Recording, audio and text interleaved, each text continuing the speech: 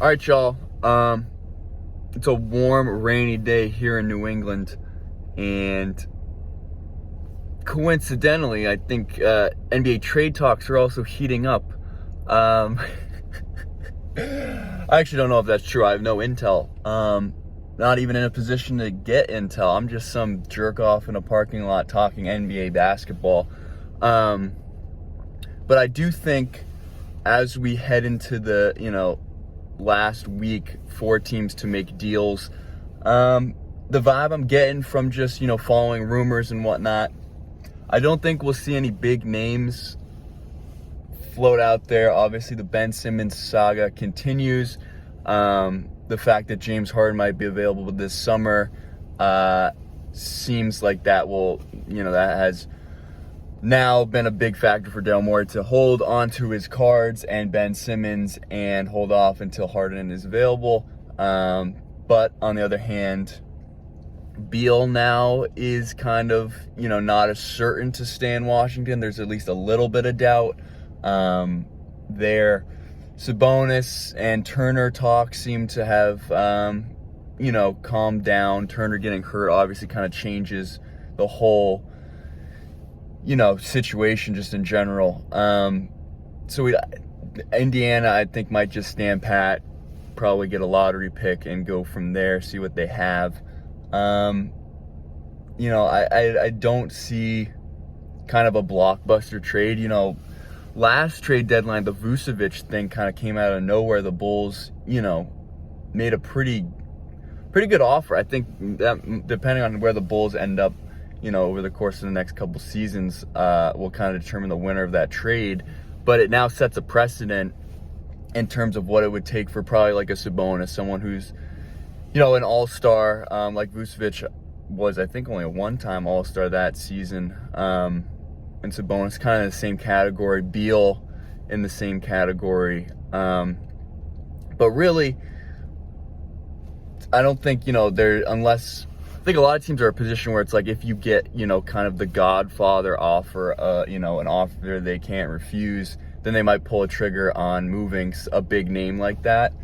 It doesn't seem like a lot of teams are that desperate. There are obviously some teams that are kind of in need of a move, but that doesn't necessarily mean that they'd be willing to, blow it all up or make kind of a crazy trade without, the certainty of improving or, rolling the dice on a guy they don't know if they can sign long-term. There's a lot, like Jalen Brunson's a guy like that who I think could help a lot of teams, but, being in the last year of his deal, it's going to be hard. You don't want to give up too much for, basically 3 months for Jalen Brunson. But really what I wanted to talk about, and I've been listening to, a lot of guys, that follow the NBA talk about deadline, and specifically with Bradley Beal, that is probably one of the rare cases where I think this is now is the time.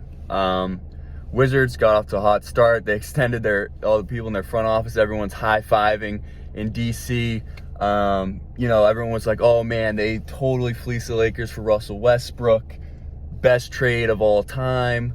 And still, obviously, it kind of fucked the Lakers over because they lost all their depth. And, call him Wes. Russ is not a great fit, obviously, which, probably shouldn't have really surprised probably negative number of people. So we had that, but now, they've been in a tailspin. Reports are Spencer Dinwiddie doesn't mesh with the team. He's a shell of his former self. They just signed him to 3 years. Beal now has introduced doubt. Harrell started off really well and now not so much.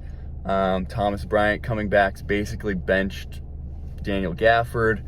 They got Rui, who wasn't playing for some reason early on, some kind of personal matter, and now he's back playing some minutes. Davis Bertans is top 5 worst contracts in the NBA currently. He's, making that money to hit 3-pointers and has not shot it at really a respectable rate this season.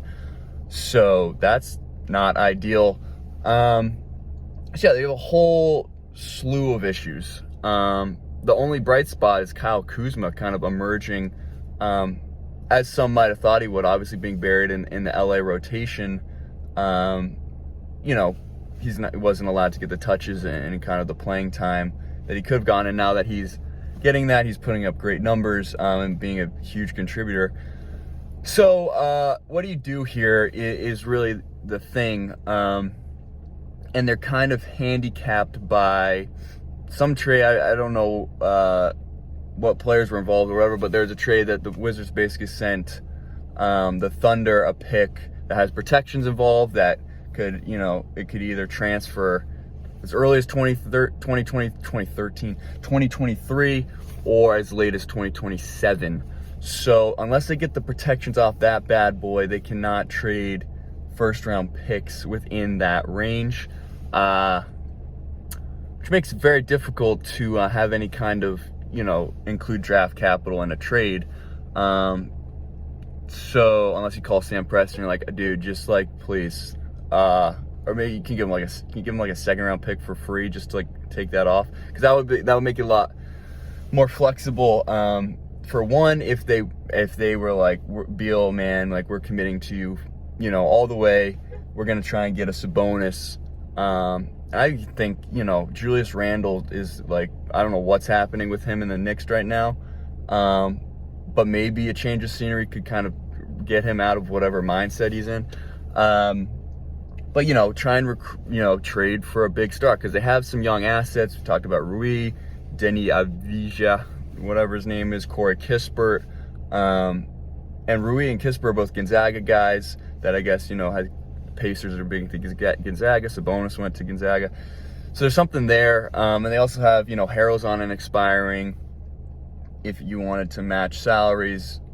I mean, Dinwiddie might have some value. There's obviously, we've talked about kind of how flush the NBA is with point guards. So there's really, you know, you look at Boston and like the Clippers are two teams that desperately need, you know, a kind of playmaking point guard, pass first point guard. Not that Spencer Dinwiddie really fits that. He kind of can and cannot. He's been off and on. He just had like a triple-double the other day. But it's hard to see him really getting a huge return. And then you have that Bertans contract, which is really a net negative in any trade, because it's so long. You can't say it's going to be expiring in the next year or two. It's long-term. That's a disaster. So Bradley Beal,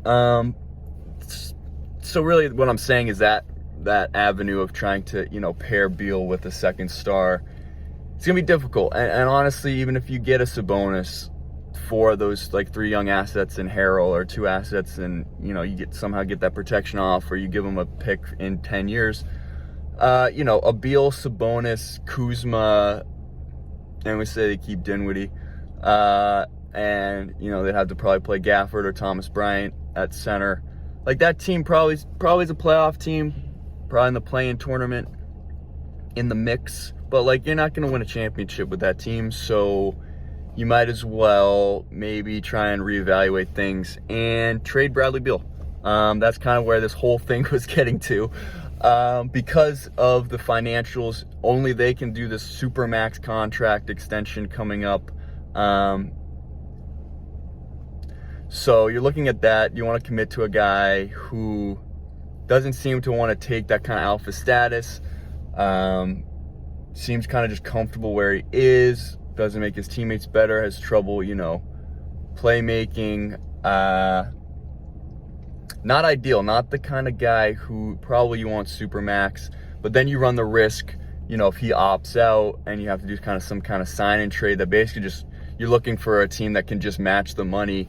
Like in New York, and you're gonna get like Fournier and Alec Burks and Kemba or something for him. Not ideal. So I think you shop him around now, but the flip side of that is really because now that he could opt out with any other team and become an unrestricted free agent, so probably not a lot of teams biting unless, you know, they can be assured that he's going to sign long term. Or you extend to the Supermax now and see if anyone will take him on that contract, which really Beal, for, you know, he hasn't been as good as, you know, last year he was really good. Not so much this year. Supermax money is a lot of money. So it would be hard to see a team really roll the dice on a guy. You know, he's 28, which is kind of, I mean, he's been around a long time, but, you know, I think we know who Bradley Beal is at this point, and he's not worth Supermax. So if I'm the Wizards, I'm looking at something, man. I think if you can get some draft capital, if you can convince a team desperate enough to, you know, with the hope that they can pay him later. But I'm shopping Brad Beal. I'm probably shopping everybody on the roster aside from maybe Kuzma. Yeah, I can't, like, everyone. Raul Neto gone. Davis Bertans, you might as, I don't know what you do. I don't know what you do with that. Maybe you just buy him out. He's not going to agree to that. Why would he agree to that? You're screwed. Davis Bertans is just going to be a hole burning in the Wizards' pocket, probably for the remainder of his contract. It's really upsetting. I'm sorry, Washington. It was going so well, and I was rooting for you. Maybe maybe just stay pat and you see if it works out. But it's not looking good at the moment. So that's my thoughts. We'll see. I'm always on the trade machine, so I'll see what I can do with Beal, if there's anything going on there. But stay tuned. We're talking NBA trade deadline. I'll see if I can do another one before the big day. But with that said, take it easy. Take care of yourselves, and I'll see you next time.